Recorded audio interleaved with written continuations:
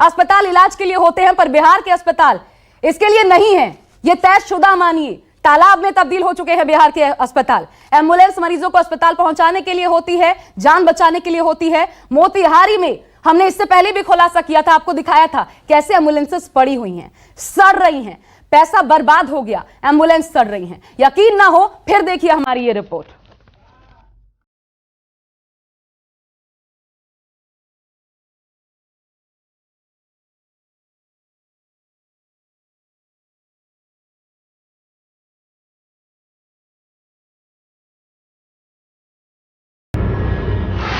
पूर्वी चंपारण के मुख्यालय मोतिहारी का सदर अस्पताल, कहने को तो यह जिले का सबसे बड़ा सरकारी अस्पताल है, लेकिन अस्पताल की दयनीय हालत देखकर किसी को भी तरस आ जाएगा।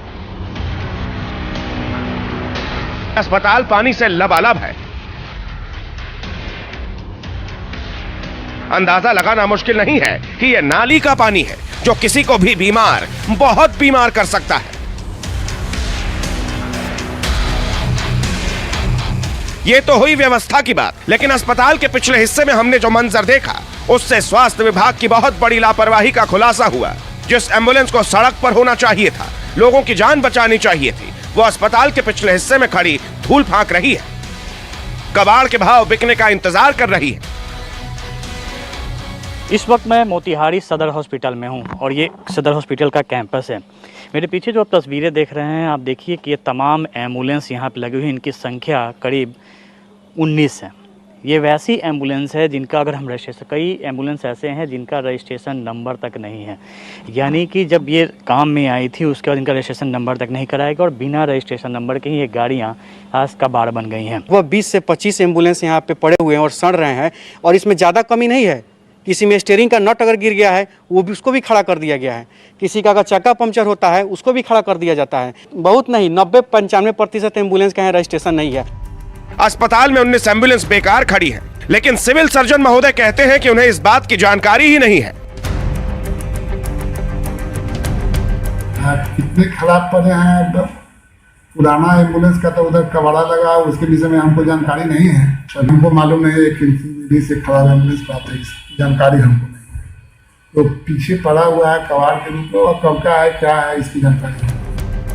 अब जब सदर अस्पताल की हालत यह है तो बाकी सरकारी अस्पतालों और स्वास्थ्य केंद्रों की हालत का अंदाजा लगाना मुश्किल नहीं है।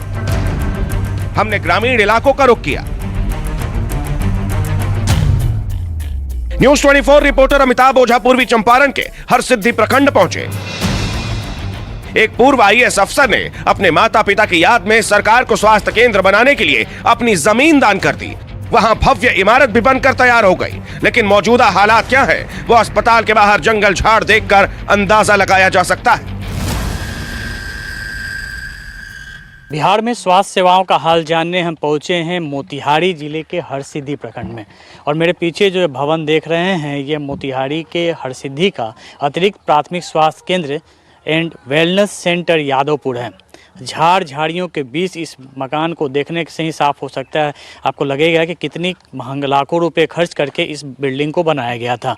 लेकिन अभी जो स्थिति है आप देखिए कि पूरी तरह जंगल से हो गए हैं, झाड़ जंगल हो गए और यहाँ पर ताला बंद है, और ऐसा देखने से नहीं लगता है कि यहाँ कभी ताला खुलता भी है। ताला बंद है, जबकि इसके नाम पे डॉक्टरों की तैनाती है, ANM की तैनाती है, लेकिन इसके बावजूद सब कुछ कागजों पे ही चल रहा है।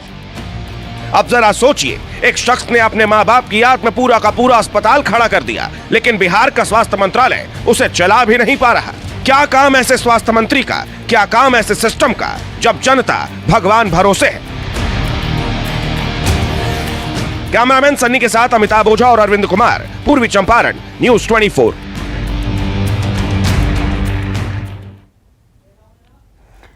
और ये दुर्दशा पूरे के पूरे बिहार की है। कहां कहां की रिपोर्ट आपको हम दिखाएं, लेकिन क्योंकि जनता की डिमांड थी, हर एक जिले की रिपोर्ट आज हम आपको दिखाएंगे। मेरे साथ और भी गेस्ट बने हुए हैं। अजय उपाध्याय जी, कहां हैं आप लोग? कांग्रेस क्यों शून्य में चली गई है? नवल जी, मैं आ रही हूं। क्यों शून्य में चली गई है? विपक्ष का काम क्या होता है, भूल गए आप? आशा जी, निरंतर आपने देखा है इस कोरोना काल के समय या इससे पहले भी हमारे जो लीडरशिप है लगातार इस सरकार को आगाह करती रही, सरकार को बताती रही कि स्वास्थ्य सेवाओं को क्या हाल है और कैसे उसको ठीक करेंगे। आपने भी मोतिहारी का दिखाया है दृश्य, बेहद व्यथित हूं, क्योंकि मेरा गृह जिला है वो, और हम लोग खुद वहां पे कई बार इन लोगों को आवाज दिए हैं, इन लोगों को बताए कि भाई इस तरह से एम्बुलेंस का लोगों को 100 ढोने के लिए कचड़े के गाड़ियों पे जाना पड़ा और एम्बुलेंस कचड़ा बन गया। इससे दुर्भाग्यपूर्ण क्या होगा? पिछले अपने एपिसोड में यह भी दिखाया था कि कैसे एम्बुलेंस 7 लाख की एम्बुलेंस 21 लाख में कर दी गई। अभी हमारे पुराने साथी भी हैं, संजय जी बता रहे हैं, वो व्यथित है। व्यथित होने से क्या काम चलेगा? या उत्तरदायित्व भी सरकार का कुछ होना चाहिए। अब 15 साल से 16 साल से आपकी सरकार है, इसके बाद यदि ये दशा है, ये इतनी बुरी हालत में बिहार है, स्वास्थ्य का इतना खस्ता हाल है, इसके लिए कौन जिम्मेवार है? माननीय नीतीश कुमार जी, अभी भी संभलिए। ये झूठे वादे, अफसरशाही का जो पूरा खेल चल रहा है, भ्रष्टाचार पूरे चरम पर है और सिर्फ फंड का बंदरबाट हो रहा है। चिमकी बुखार पर भी आपके एक संवाददाता ने अभी बात की है। चिमकी बुखार में मैं खुद मुजफ्फरपुर जाकर के देखा और लोगों को आगाह किया कई प्रखंड में, वहां की भी हालत पूरी दर्दनाक है बच्चों का, और कुछ नहीं होता। 300 करोड़ रुपए केंद्र सरकार से जो पैसे थे उसके भी बंदरबाट हो गए, कहीं कोई नया हॉस्पिटल नहीं बना। पिछले साल की बात मैं कर रहा हूं, 50% जो बजट आई थी केंद्र से वो लौटानी पड़ी सरकार को, उसका कोई उपयोग नहीं हुआ। इतना दुखद, और यह सरकार कहती है सुशासन की सरकार है। अभी भी जब बात कीजिए तो अरविंद जी या संजय जी, यदि 15 साल पुराने दिनों में चले जाए तो भैया आपको क्यों लोगों ने चुना था? नवल जी ये बताइए, बिल्कुल सही, लेकिन ये बताइए विपक्ष की भूमिका क्या? आपके भी विधायक जहां जहां पर हैं आपके विधायक, तो ठीक है अजय जी, वहां की स्थिति क्यों नहीं सुधरी? वहां अभी हमने दिखाया आपको किस तरीके से बिल्डिंग कंस्ट्रक्ट हो गई है, 2015 से बनी हुई है। ये जीतन राम मांझी जी 2015 से बनवा दी है और उसके बाद एज इट इज पड़ी हुई है, उसका उद्घाटन तक नहीं हुआ। आशा जी देखिए ना, क्या कितना दुखद है ये, यदि इस तरह की परिस्थिति रहेगी। 10 सेकंड मुझे दे दीजिए, सिर्फ चाहिए मुझे। अजय जी कंप्लीट करते हैं, फिर बोलिए नमन जी जल्दी से। 10 सेकंड। देखिए 60% जो है, इसके कारण है 60% डॉक्टर्स जो है उसके अपॉइंटमेंट नहीं है, खाली पद पड़े हुए हैं। 90% नर्सों के पद खाली पड़े हुए हैं। पैरा मेडिकल स्टाफ की भी बहुत सारी कमी है। सरकार का क्या काम बनता था इस 15 साल में जानती है? सिर्फ आशा वर्कर से अब बिहार का स्वास्थ्य व्यवस्था चल रहा है, जो पब्लिक सेक्टर में है। और प्राइवेट सेक्टर में उसी मोतिहारी का आप सीन जरा दिखाइएगा, अमिताभ ओझा जी से कहिएगा अपने संवाददाता से, जो डॉक्टर्स है उनके प्राइवेट नर्सिंग होम में जो प्रैक्टिशनर है, उनके यहाँ लंबी लंबी लाइन है और वो लोगों की जेब काट रहे हैं। मैं लोगों को बता दूं जरा, ये देखिए मानक है 1 लाख की आबादी पर 221 डॉक्टर्स होने चाहिए, ये मानक है। और बिहार में कितने हैं? 20 है मात्र। ये हकीकत है, 20। ये हकीकत देखिए 1 लाख की आबादी पर। नवल जी देखिए, अगर आप पिछले पूरे 1 साल में देखेंगे तो विपक्ष हमेशा सरकार को आगाह भी करते रहा है और जिम्मेदार भी ठहराते रहा है, चाहे वो नियुक्ति का मामला हो या प्रवासियों का मामला हो या प्रवासी प्रबंधन के लिए जो कोरोना के समय में जो काम करना चाहिए उसके लिए हो। ये हर समय में सरकार को देखे हैं बिहार में नेता प्रतिपक्ष के साथ अरे बकवास बंद कीजिए। नेता प्रतिपक्ष आ गए दिल्ली से पटना। आप मानसिक रोगी हैं, जाकर इलाज कराइए, आपको डॉक्टर की जरूरत है। सुनिए पहले, बकवास मत कीजिए, मैं जो बता रहा हूँ। डॉक्टर तो बहाली हो रहा है, आपने जो डॉक्टरों का अपहरण किया, क्या बहाली हो रहा है?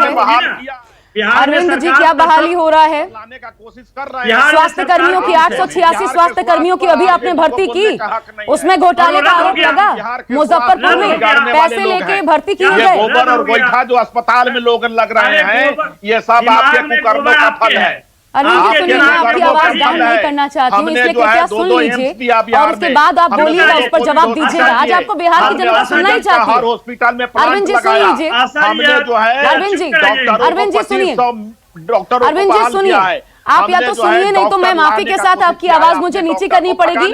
आज सुनना आप ही को है सर, सुनिए। डॉक्टर को भगाने का कोशिश किया है, आज हम आपको खूब सुनेंगे, काम किया है। ये बात तय है, आज आपको बिहार की जनता भी खूब सुनना चाहती है, ताकि आप ही बताएं आपकी हकीकत। लेकिन जरा विपक्ष जो कह रहा है वो भी सुनिए और फिर उसका जवाब दीजिएगा। विपक्ष को बोलने का हक नहीं आशा जी, आप जितना बोलना है बोलिए, इनको बोलने का हक नहीं है। क्यों नहीं है? विपक्ष का क्या काम करेगा? स्वास्थ्य को खराब करने का काम किया है, ये घोटालों का सिरमौर है। मेरा कोई बात, अरविंद जी मैं आपको बार बार कह रही हूँ, मुझे आपकी आवाज नीचे करनी पड़ेगी। मैं ये करना नहीं चाहती, प्लीज सुनिए। आप गलत बयानी कर रहे हैं, आप गलत बात कह रहे हैं। विपक्ष को बोलने का हक क्यों नहीं है? अस्पताल में जाते थे, नहीं जाते थे। अरविंद जी मैं फिर आपसे गुजारिश कर रही हूँ, प्लीज सुनिए। अरविंद जी प्लीज सुनिए। नवल किशोर। हाँ देखिए आशा जी, जिस दल के प्रवक्ताओं में इतना संतुलन नहीं है कि वो बात को सुन सके, और जिस नहीं, आप ही स्टार्ट किए थे नवल जी, आप ही स्टार्ट किए थे जब हम बोल रहे थे तो। कितने बुजुर्ग हैं और फिर भी बकवास कर रहे हैं, क्यों बकवास कर रहे हैं? आप सुन तो लीजिए। बुजुर्ग बौद्धिकता से मत होइए, उम्र से होना कोई उसमें आपका कोई राय नहीं है। देखिए, जिस सरकार का मुखिया सुनने को तैयार नहीं है, और पूरे साल में आप देखिए कि विपक्ष हर वही जो चीज बोला है उसको मीडिया ने भी और हाईकोर्ट ने भी सपोर्ट दिया है। कितने बार फटकार लगाया है हाईकोर्ट ने, वो चाहे स्वास्थ्य का मुद्दा हो, प्रवासियों का मुद्दा हो, या कोरोना टेस्टिंग का मुद्दा हो, या सेकेंड लहर के कंट्रोल का मामला हो। हर जगह जो हाईकोर्ट ने बोला है वो तो सार्वजनिक क्षेत्र में है, और जो विपक्ष ने बोला वो भी आप जानते हैं। देखिए, बिहार में समस्या ये नहीं है कि शासन है या नहीं शासन है, यहाँ पर समस्या ये है कि कहते हैं सुशासन, लेकिन वहां पर शासन नाम का कोई चीज नहीं है। शून्य शासन को अगर आप सुशासन कहेंगे तो केवल कागज में ही होगा। जैसे कागज में आप देख रहे हैं प्राइमरी हेल्थ सेंटर और अस्पताल का हाल है, जो कागज में देखिएगा तो ठीक नजर आएगा। जो सरकार पिछले 15 साल में विभाग स्तर पे जो अवसर है, रिक्तियां हैं, जिसकी संख्या 10 लाख है अनुपात के आधार पे, उसको ये पूरा करने में असफल रही है, तो उस सरकार से क्या उम्मीद कर सकते हैं? जहां तक कोरोना के समय एक बस 10 सेकेंड, जहां तक कोरोना के समय में देखिएगा कि विपक्ष के एमएलए का पूरा फंड सरकार ने फ्रीज कर लिया है, मुख्यमंत्री विकास कोष में चला गया है, और वहां से उसका प्रबंधन कर रहे हैं। आप पूछते हैं कि विधायक क्या कर रहे हैं? विपक्ष के विधायक का तो बात न सरकार मानती है और न जिला का जो अधिकारी है वो मानता है।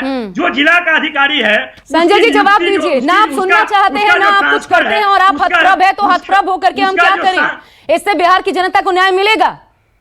आपको पता ही नहीं, ये तो अपने आप में आश्चर्यजनक है कि आपको पता नहीं कि हाल क्या है आपके एक जिले में स्वास्थ्य सेवाओं का। एक मिनट सुन लीजिए ना। हाँ बोलिए। देखिए, जनता केवल वोट दे करके सो जाना चाहती है, और जो सिस्टम है, जो सरकार सिस्टम चला रही है, उसमें सहयोग करने का काम तो जब भी जनता को करना चाहिए। यदि स्वास्थ्य उपकेंद्र बन रहा है तो उसके लिए जवाबदेह सरकार के साथ साथ जनता भी है, उसको भी आगे आना चाहिए। एक दूसरा चीज मैं बताना चाहता हूँ। एक मिनट फिर दोहराइए, आपने क्या बोला?